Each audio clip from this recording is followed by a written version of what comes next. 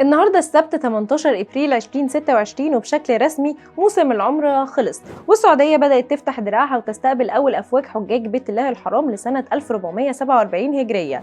احمد وحيد عضو الغرف السياحيه اكد ان اول رحلات الحج السياحي المصري هتبدا تتحرك في الاسبوع الاول من شهر مايو اللي جاي.